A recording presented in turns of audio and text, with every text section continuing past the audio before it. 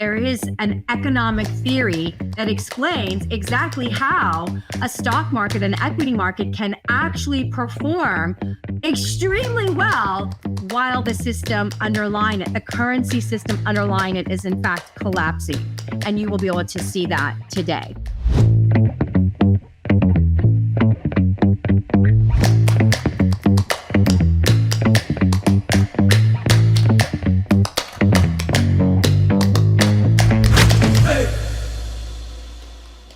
Welcome, everyone. Welcome to this edition of Crashes and Taxes. I am your host for this podcast, Rebecca Walser. I am disappointed and a little leery of doing this podcast, but it's time to do it from my assessments, my analysis, and my calculation. And so we're going to go ahead and go with it. It is no secret that I have been very bearish on the U.S. economy really since 2020. But if we were to truly diagnose when I think we went wrong, it would be 2008 and what we really shifted to modern monetary theory. I'm going to try to keep this as simple and as basic as possible. These are economic concepts that are very difficult, very layered, very multifaceted. And unless you are in economics or understand economics and certainly macroeconomics, global money movements, it is a very complex topic. In fact, it is so complicated that this is the very way that the people that run the global world are able to obfuscate what really is happening. In my professional opinion, we are in the very beginning of the end of the US dollar and the fiat system as we know it. The end has begun. We can see this because we can see that gold has increased by 200 plus almost $250 in just the last 30 days. That does not happen. Silver today, April 10th, started trading the day at $28 plus an ounce. It has since retrenched because we got the March CPI numbers and the whole market basically came down today. Stocks, mainly obviously bond yields are fine because again, the CME group is projecting that we will now not get a June rate cut and that in fact, if anything, the rate cuts would potentially start in July. Now, I want you to understand this market is what we would consider a Pavlovian market. A Pavlovian market means that it is not operating on economic truth, that it is operating on what the Fed will do. So if the market believes the Fed won't cut rates, the market's going to, and I say the market, I'm talking specifically, I'm sorry, about equities and stocks, not bonds. The stock market is following the Fed. That is when you know that you no longer have a real market and what you have is monetary policy running the equities of the world. And what we are now in is a death spiral of debt, a death spiral of debt. The Federal Reserve is trapped. Either way they go, the system will end. The only question is the timing of that end. So to make this as simple to understand for a layperson as possible, I'm going to really do my best in the next 30 minutes to map out for you why the system as we know it is over. Now, many people will do these types of videos and they will tell you all this information, and then they'll say, this will happen. I can't tell you when. I am going to tell you that I am seeing global economic indicators that something is going to happen abruptly and quickly. I'm expecting disruption in 2024. Okay. And if it doesn't happen in 2024, it is going to happen in 2025. So let me explain. And a lot of people want to understand why is the stock market doing so well if Rebecca, as you say, that the system as we know it is ending. And so I want to address that very quickly. And I will give you an answer to that because there is an economic theory that explains exactly how a stock market and equity market can actually perform extremely well while the system underlying it, the currency system underlying it, is in fact collapsing. And you will be able to see that today. So we will explain that. But I want to go back to 2008. I want to explain to you that when the United States decided, and specifically the Federal Reserve decided that we had institutions, they didn't worry about moral hazard. Moral hazard is when a private institution like a commercial bank makes bad loans. And instead of allowing that bank to fail, which would obviously be painful for the clients of the bank, the customers of the bank, even though there's the FDIC insurance up to 250,000 if it's an insurable deposit account, even though you have FDIC, we didn't allow the banks to fail. We, in fact, labeled them as too big to fail. When you start to bail out businesses like banks that have done things badly, have made bad financial choices, which have led to what happened in 2008, you create a moral hazard because you're basically having the government, and the government doesn't create, government doesn't, actually create true wealth of any kind. They are simply a transfer of wealth from those that have it to those that don't have it. And so when you have a government bailing out a too big to fail bank, that means, i.e., the taxpayers are bailing out a too big to fail bank. And the truth is that in 2008, America wasn't ready to reap the consequences of what it had sown through all of its monetary policy and all of its debt-based systems. And so we bailed out our system. And about the time, we thought, oh my gosh, we're $800 billion to these commercial banks to bail out these troubled asset relief program. It wasn't even $1 trillion.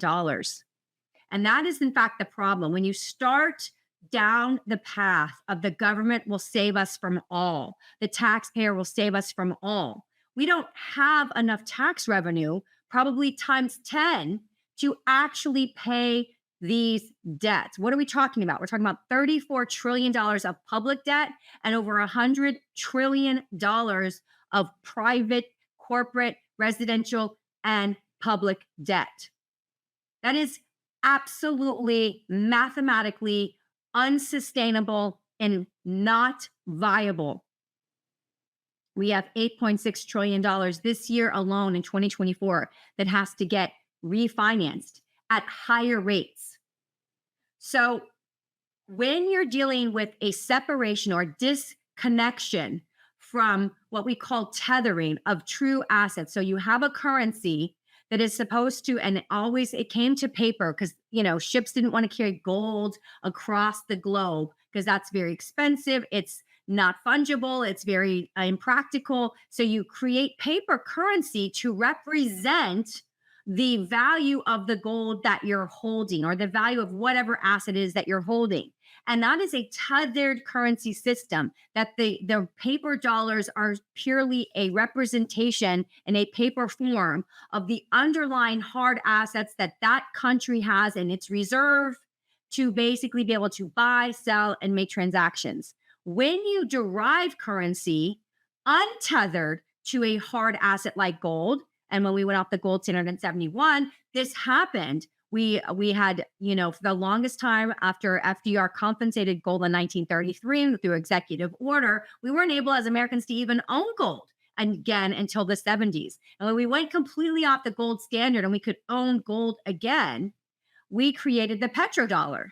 And in the early 70s. And the petrodollar basically quasi-tied assets, oil, to our dollar, giving us a quasi-asset backing that we had never seen before in the world of reserve currency. In other words, in every prior reserve currency throughout time, there was always a tethering to a hard asset that had true intrinsic value. And when you untether the currency, like we did in the 70s, and then you only kind of tie it back and make it stable through tying it to oil sales throughout the world, you really don't any longer have an asset backed currency. And so now, starting in the 70s, the United States really untethered its currency, the world reserve currency, to an hard asset. And now you can have the expansionary monetary capitalistic system that basically we have enjoyed since the 70s. And the danger here, besides moral hazard of, oh, don't do something wrong, we'll just bail you out as taxpayers, which means we'll just incur debt.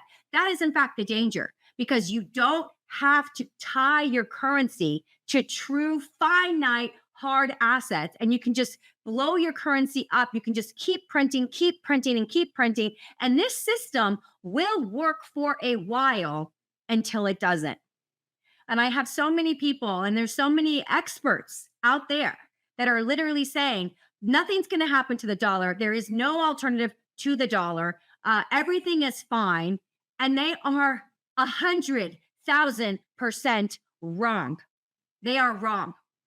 So we absolutely have China and the BRICS nations announcing a cross-border crypto payment transaction exchange that will service the countries of the Belt and Road Initiative. So instead of having a global currency that is a reserve currency that everyone trades in, no, that's over. We don't need that. You've got China and the BRICS bloc, 45 countries and counting. And these are, we're talking about Gold Cooperation Council countries, the UAE, Saudi Arabia, on and on and on. Russia, of course, one of the largest oil producers in the world. You've got all of these countries deciding we don't need a global reserve to combat the dollar, to displace the dollar. No, we can trade in local currencies through our crypto, what we call blockchain-based local currency exchanges. So forget a global reserve. We will simply have, and the BRICS nations are coming up with a global reserve. But till that happens, they are opening a Belt and Road cyber infrastructure that will allow them to cross-border payment transact in local currencies, bypassing, for now, the need for a singular global currency. So we have already ended the ability of one unipolar or unipolarity, which is one global currency like the US dollar since the 1944 Bretton Woods Agreement, to multiple currencies being traded through digital blockchain channels. It's unbelievable. So the first thing we have is a threat to the US dollar, because when Russia invaded Ukraine and Janet Yellen was meeting with the G7 and said that they were looking to confiscate the 300 billion Russian owned dollars in order to help the rebuilding efforts of Ukraine, and then said, well, we can't do that, it's illegal. That terrified many countries of the world, because many countries of the world said, if the United States doesn't like our foreign policy, or if we have a border dispute with a country on our border and the United States doesn't agree with that, or if the United States is part of NATO and it's a NATO country, that the United States could cut us out of the global international payment transaction system, which is the SWIFT system. They could sanction us and remove us from the SWIFT system, and then they could confiscate whatever dollars that we hold and whatever accounts we hold across the world, because they don't agree with our whatever we're doing as a country. So a lot of countries felt like the United States weaponized their dollar when they sanctioned Russia for invading Ukraine in 2022.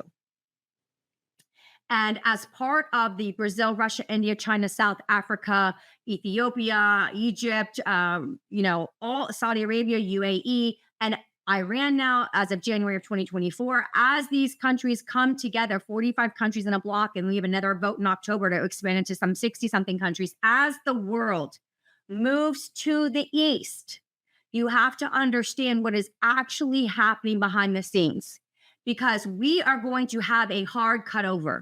We are going to have a situation where, and it's think of it like this. If you've ever driven, I live in Florida, so we have a lot of bridges everywhere to get everywhere, because we have waterways, we have the, intercoastal, and these things run throughout the state of Florida. So we have a lot of bridges. And whenever we see bridges being expanded, or a new bridge going up right next to it. The old bridge, you're every day you're commuting, you're still on that old bridge, you're still going on that old bridge, but you can see the new bridge being built every single day. There comes a day, there's no halfies on these things, right? No, no, no. They keep everything going on the old track as normal. Everything seems normal, but you can see something else is coming. Something is coming. Something is being built alongside of this thing. And one day comes finally when that bridge is ready to go and it is done. And what happens? It is a one-day shutover. All of a sudden, the next day, you wake up to go on your commute, and instead of getting on the old bridge, that bridge has a sign up. It's got barricades. It says, no, no, no. And the route now leads you onto the new bridge. And just like that, the old system is over and the new system's begun. And this is what is happening behind closed doors, but truly right in front of our very eyes for people like me that will connect the dots for people like you. Our system is ending.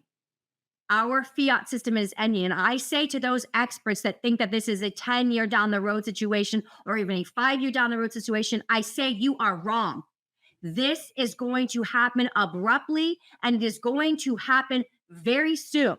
And the reason that it is going to happen very soon is because the countries of the East, the countries of the BRICS bloc, the global cooperation countries, they are buying up all metals. They are buying, besides just gold, besides just silver, besides palladium, besides platinum, we are talking copper. We are talking, they are buying everything. Everything. And this is true buying. This is cash and carry buying of metals. What I mean by that is we have the largest exports out of Switzerland of metals and the highest in 6 years. Countries, central banks of the earth are buying gold, silver, all of these metals, and they are taking delivery. They are not keeping them in the vaults. They are taking delivery.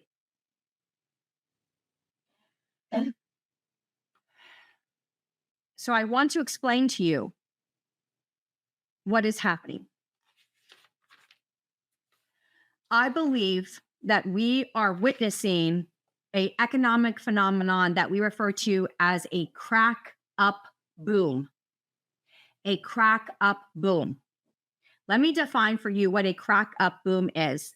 A crack up boom was basically a term coined by the Austrian economist Ludwig von Mises. Born in 81, died in 73. He's the one that was really famous and basically developed the concept of the Austrian business cycle theory. But basically what a crack up boom is an economic crisis that involves a recession in the real economy and a collapse of the monetary system due to continual credit expansion, which results in unsustainable rapid price increases.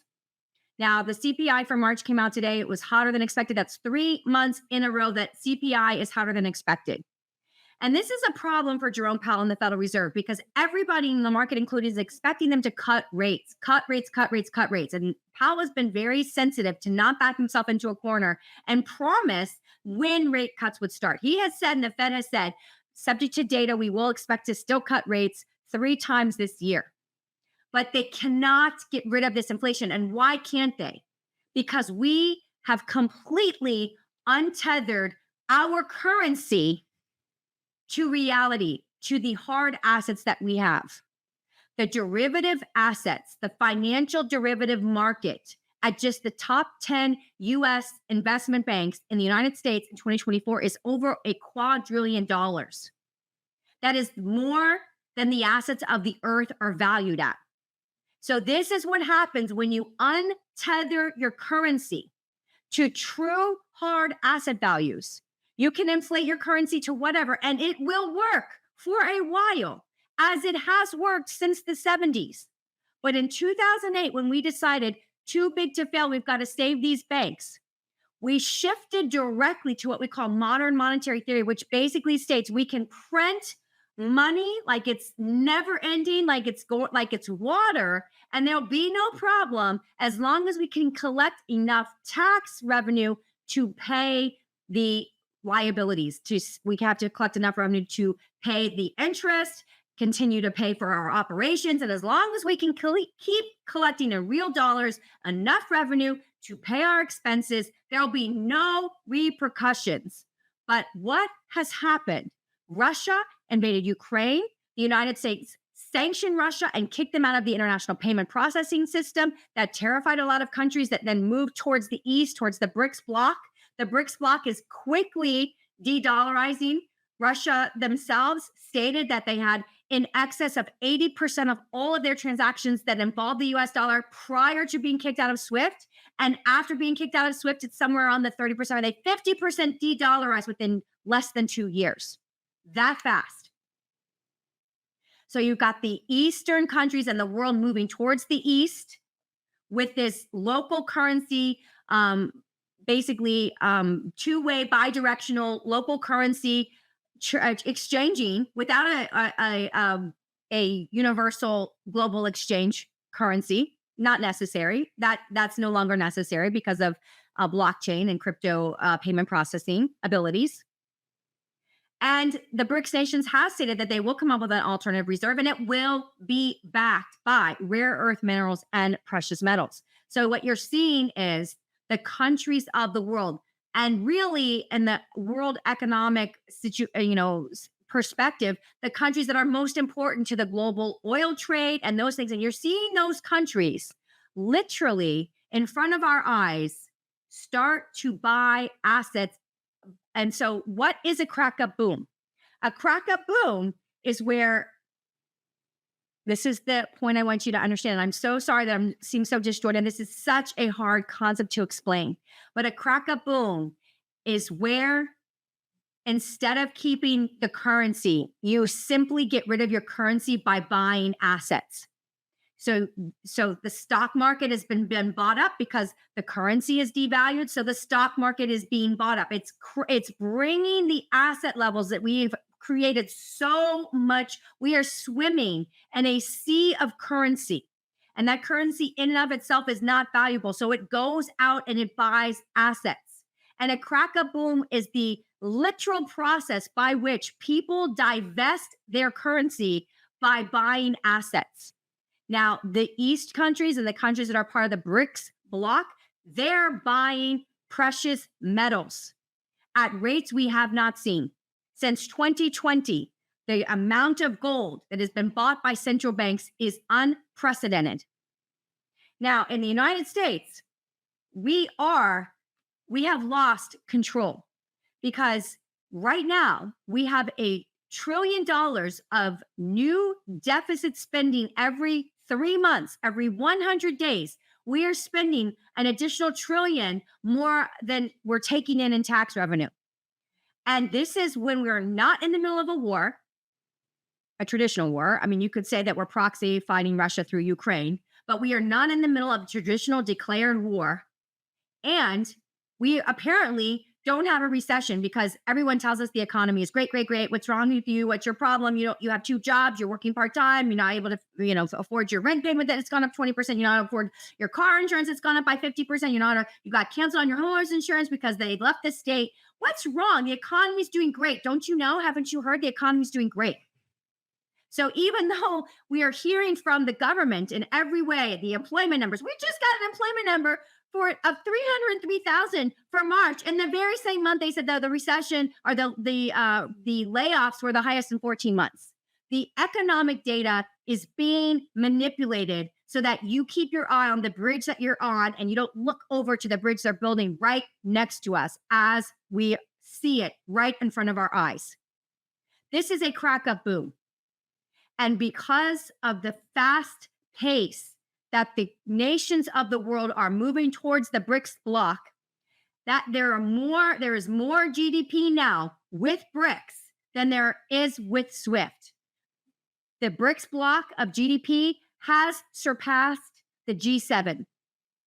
I have said this on multiple podcasts. I have told you guys, and I have told you guys, and I have told you guys.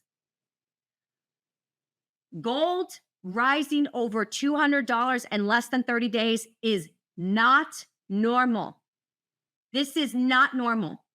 Silver rising at, you have to understand, COMEX in the 70s really has been able to constrain the price of metals so that we truly don't know. They have been so gapped down and controlled through COMEX since the 70s and the LBMA, the London Bullion Market Association. There is no ability for us to know where they really should be based on the amount of currency that has been printed by the United States over the last, since really 1944. But I will really say in earnest, as we went off the gold standard in the 1970s, this system has worked for 50 years and it is ending. And it is going to be painful and it is going to be abrupt.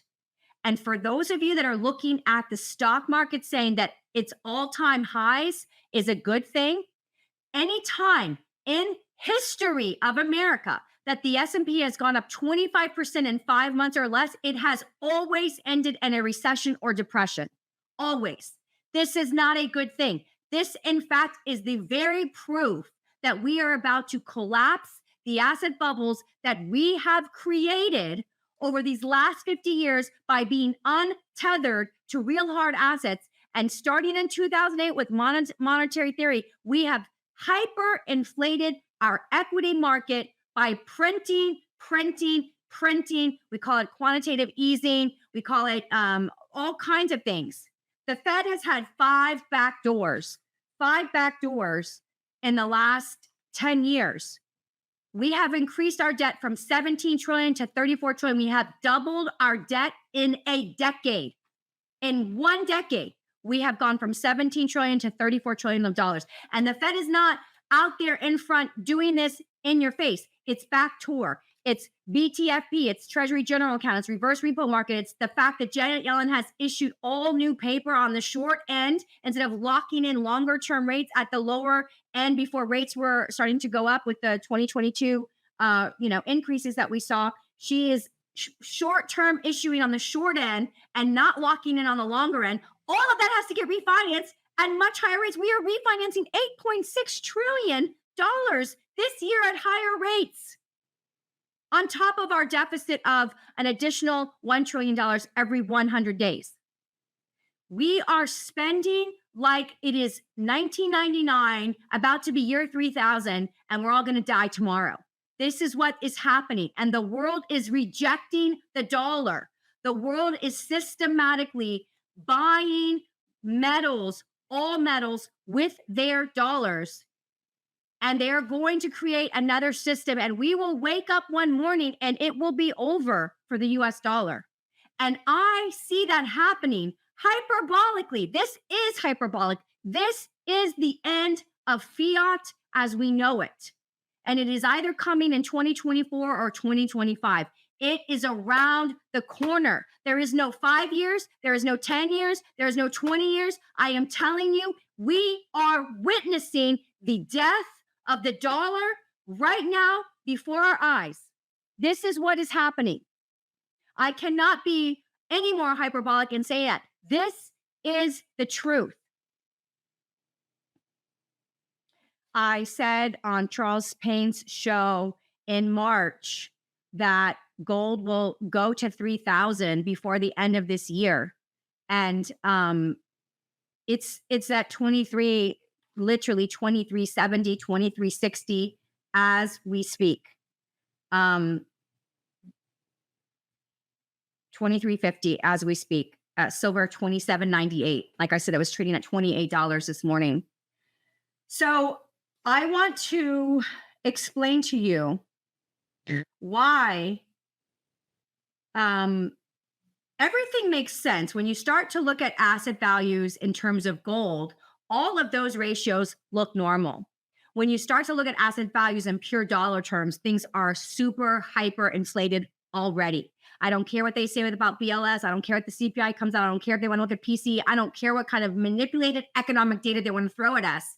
We can see what is happening with gold being repatriated, with Switzerland sending out the most gold to countries taking delivery for the first time, the highest in 6 years. We can see the central bank gold buys in the last since 2020. We can see what is happening.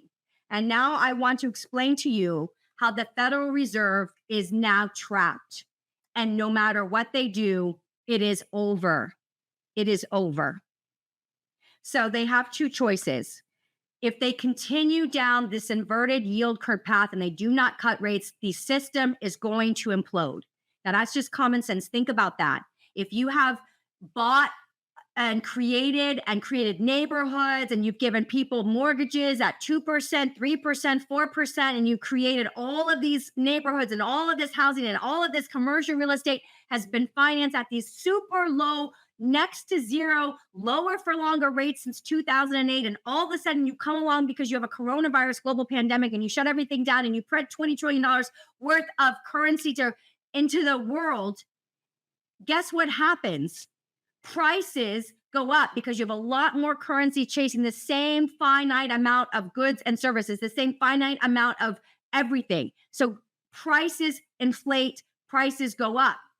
As prices go up, and that house that used to be $300,000 at a 6% normal rate is now $600,000 at a 3% rate. Well, guess what happens when that $600,000 house I have a $600,000 mortgage on is now going from 3% to 8%, 7-8%, which might be a normal rate in the history of residential real estate. I can't afford $600,000 on 7 or 8%. So the system collapses.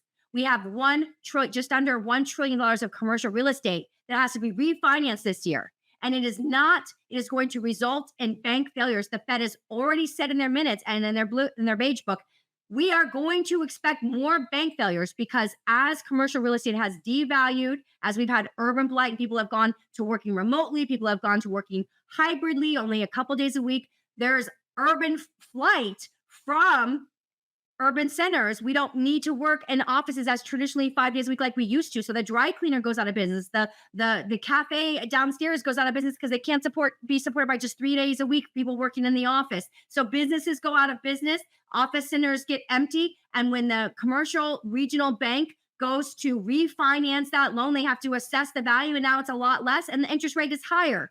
This is a collapse of the commercial real estate industry, which has a snowball effect on every other asset bubble that all of this money has created since the 1970s, but certainly since 2008. So if the Federal Reserve does not pivot, we have built up such a massive amount of assets at such low cost that high costs collapse the system. So the Fed must pivot. If they do not pivot, the system fails. Now, here's the problem. When the Fed does pivot and does cut rates and does, again, from the front transparently, not through the BTFP program, not through the TGA, not through reverse repo, not through anything else. And now we have the Swaps and Derivative Association, the ISDA, that has come out and publicly requested that the Federal Reserve allow them to buy treasuries totally leveraged. In other words, there will be no stopping of their ability to buy treasuries completely leveraged. There is absolutely, what they're saying is we want to be able, the credit and default, the credit and swap market Derivatives Association wants to be able to buy US treasuries 100% on leverage with no real asset values. When the Fed pivots and cuts rates and starts quantitative easing again, this is going to send the message to the world that we don't care, that we have no tethering to standard. We're not making an economic argument that we're in the middle of a war with Russia. We're not making an economic argument that the world is collapsing because of some reason and we have to stimulate through coronavirus, for example. We're not giving you any reason. We're just telling you that we are going to run wartime pandemic level deficits every year for no reason, because that is the addiction of easy money that America and the asset bubbles we've created has come to expect and require. If we don't continue the asset bubbles, the system collapses. So we pivot, we cut rates, we start quantitative easing again, and the entire world is going to do exactly what they've done, which is say the dollar is over. It is over. We have left you behind because one, you weaponize our Forex currency if you don't agree with our policy. And two, we don't need you anymore because the economies of the world that control the oil have moved away from the United States. So this collapse is coming. And I am here to tell you that I believe that this is the beginning of the end and that we will see this collapse imminently. And if we don't see the collapse as imminently as I expect, we will see the reverberations of the collapse coming before it gets here. So I'm so sorry to deliver such a stark and stern warning to you, but it is time for you to wake up and understand that we are witnessing before our very eyes the end of the system that we have known, really, I would say, since 1917, but certainly officially since 1944 Bretton Woods, New Hampshire Agreement. That is where we are. And there's no more pretending. It is so obvious that if you cannot see it, if you're in economics and you cannot see it, debt crises always lead to currency crises. That's it. You have a debt collapse. You eventually have a currency collapse. And the fact that we don't have foreign people buying our treasuries is the wake-up call. They're not buying our dollars. They're buying precious metals, and they're taking delivery, and they are getting prepared to, I don't think an Operation Sandman or something like that is coming where 100 countries dump the dollar in a singular day, although that would be Armageddon if that were to happen. And I'm not saying that something like that would happen. That sounds kind of crazy to me. But again, the fact that all of these countries are preparing for a currency Armageddon like that, it tells us something. And it is time for us to wake up and to understand what is happening. Use this information for your benefit, not to scare you, but to prepare you. There are things that can be done that you should be doing and that we all should be doing in preparation for what this means when the US dollar does, in fact, collapse as the world's reserve currency. And, I just wish you peace, love, and this is a time to rely on your faith and to understand that things are coming and that you do need to prepare. I'll talk to you guys very soon. And I'm sorry for this message, but the truth will set us free. Take care. Hey.